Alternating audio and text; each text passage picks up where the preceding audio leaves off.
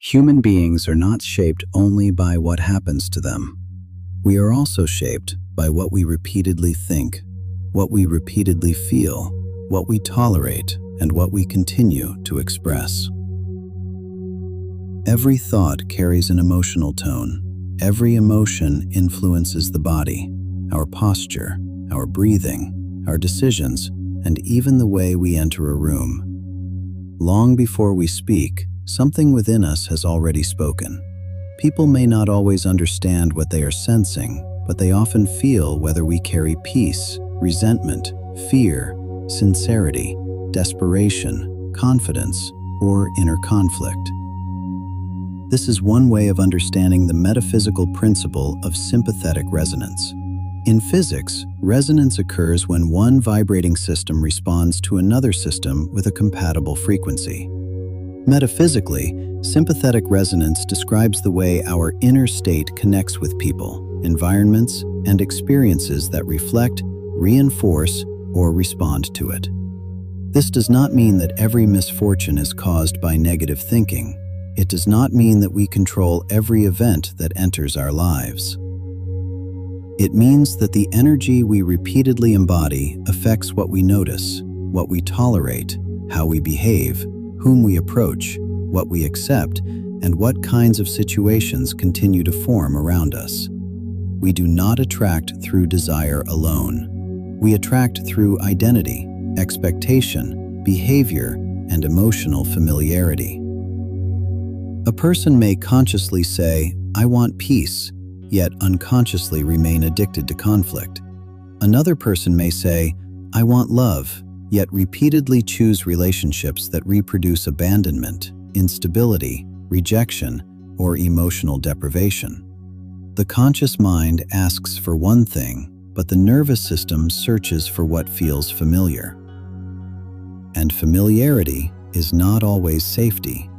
Sometimes, familiarity is simply a wound we have visited so often that it begins to feel like home.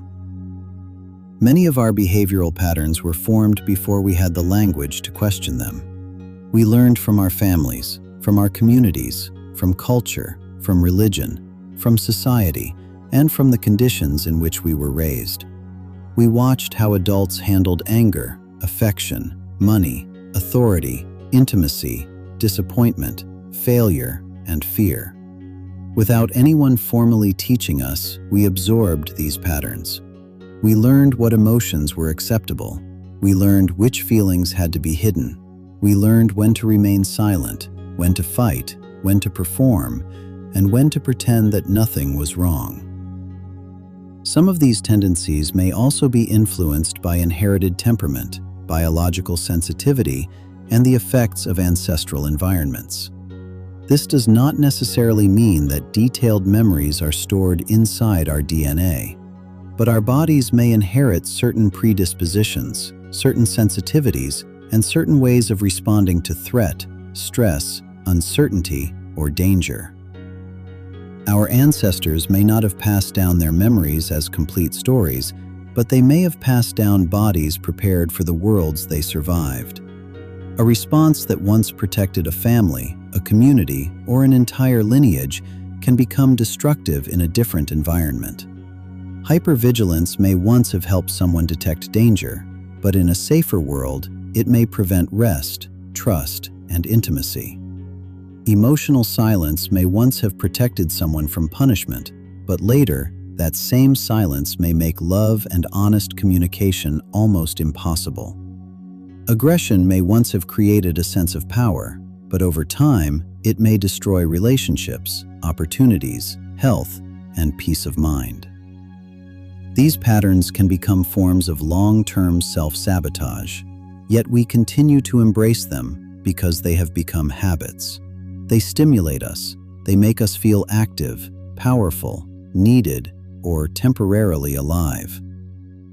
And this is where we must ask ourselves a difficult question. Are these habits truly bringing us to life, or are they slowly destroying the life within us? The pattern is not very different from addiction. A person may take a drug and feel a sudden rush of relief, excitement, confidence, or aliveness. The sensation is real, but its meaning may be false. Because while the person feels more alive, the substance may be damaging the body, weakening the mind, and reducing the possibility of a healthier life.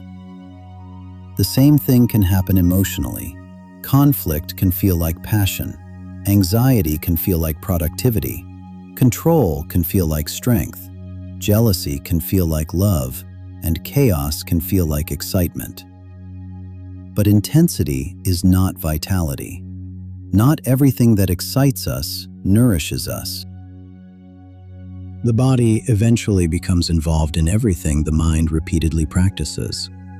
Thoughts and emotions do not remain trapped inside the imagination. They influence the nervous system, hormonal activity, muscle tension, sleep, digestion, the immune system, and the rhythm of the heart. The brain communicates with the body through chemical signals. Neurotransmitters, hormones, and signaling molecules, including neuropeptides, carry information throughout the body. This means that prolonged fear, hostility, shame, grief, and unresolved distress are not merely mental experiences. Over time, they can become physical conditions. The body listens to the conversations we repeatedly hold within ourselves. When the mind remains in conflict, the body may continue behaving as though danger is present, even when the room is quiet. The heart accelerates, the muscles tighten, breathing becomes shallow, sleep becomes difficult, digestion changes, and the person feels exhausted without fully understanding why. So we must ask, why is the mind not at peace? Sometimes it is because a part of us knows that something is wrong with the way we are living. Perhaps we are betraying our values. Perhaps we are remaining in situations that diminish us. Perhaps we are performing an identity that no longer reflects who we are. Or perhaps we are repeating behaviors that give us immediate pleasure but create long-term suffering. On the outside, we may appear composed. We dress well. We smile. We post beautiful photographs. We answer, "I am fine." We keep working. We keep talking. We keep moving. But inside, especially at night, the performance ends, the noise disappears, and we are left alone with ourselves. This is more common than we think. Many people are unhappy in life, but they have become skilled at hiding it. They function. They work, they laugh, they socialize, yet beneath the activity, there is an unresolved disturbance. They are not always living.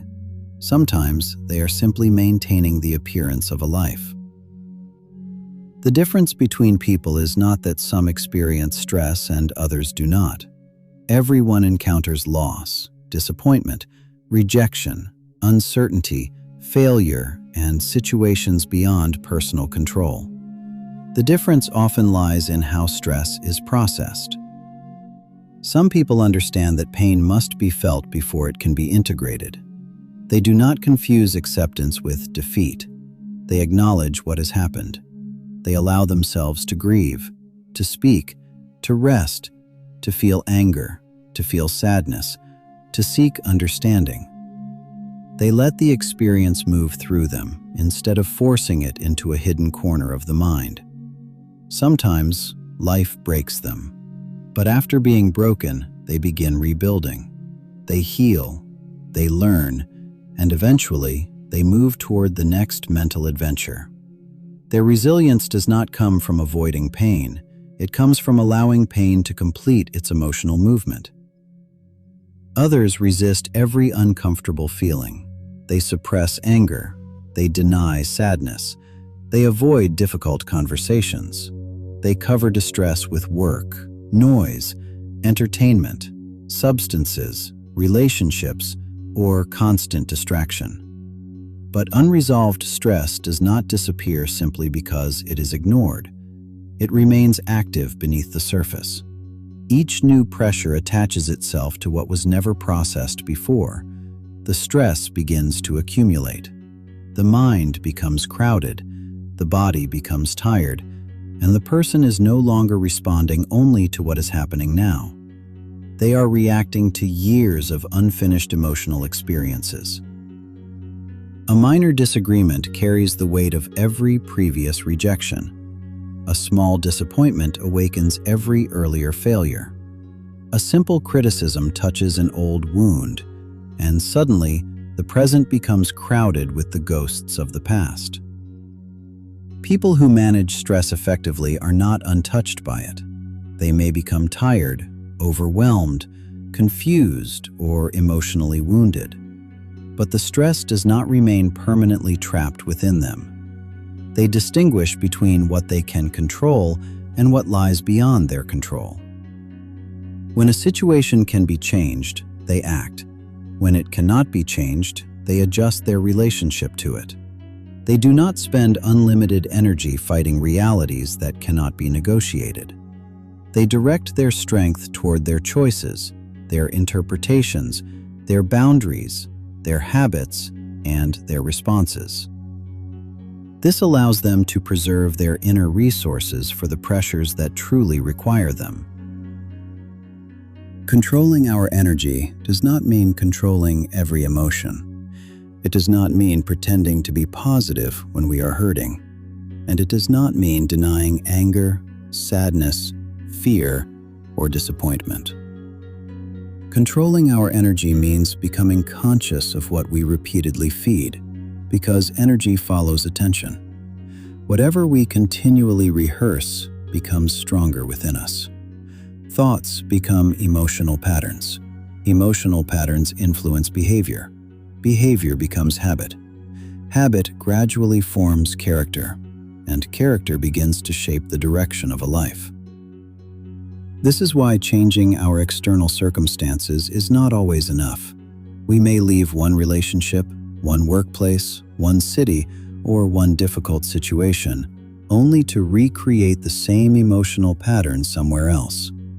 The names change, the faces change, the environment changes, but the experience remains familiar. Because wherever we go, we carry our unresolved patterns with us.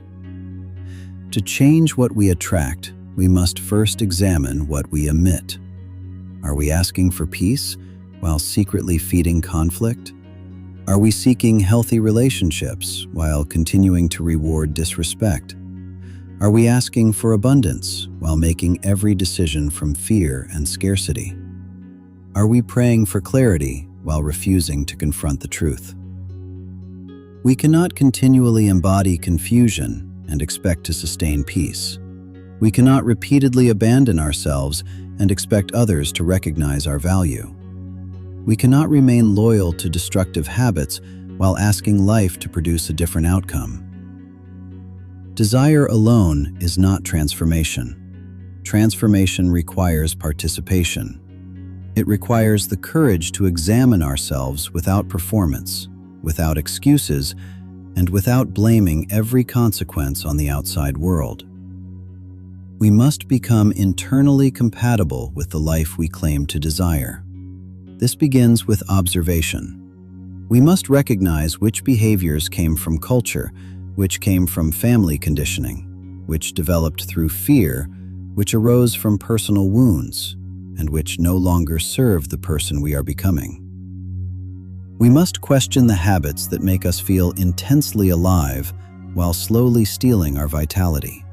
Because not everything that excites us nourishes us. Not everything that feels familiar belongs in our future, and not everything we inherited must be carried forward. We can respect where we came from without repeating everything that came before us. We can acknowledge the pain of our lineage without allowing that pain to become our identity. We can understand our conditioning without remaining imprisoned by it. Peace begins when the internal performance ends. It begins when we stop defending the patterns that are destroying us. It begins when we stop calling chaos passion, when we stop calling control love, when we stop calling emotional avoidance strength. and when we finally listen to the discomfort that has been trying to redirect our lives.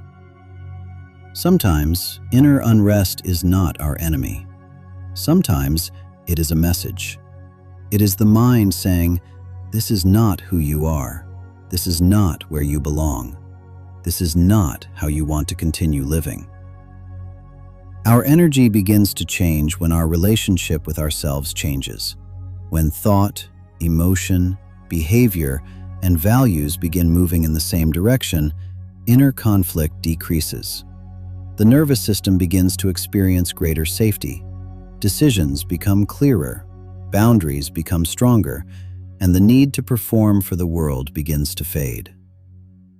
The people and situations that once depended on our confusion may begin to fall away. This loss may initially feel uncomfortable, but sometimes losing what no longer matches us is evidence of realignment. We are always resonating with something. The question is, are we resonating with our wounds or with our healing? With inherited fear or conscious possibility? With temporary stimulation or lasting vitality? With the identity we were given or the person we are becoming? We may not control every event that enters our lives, but we can become more intentional about the energy through which we meet it. We can choose what we continue to feed. We can choose what we release. We can choose what we carry forward, and we can choose what ends with us.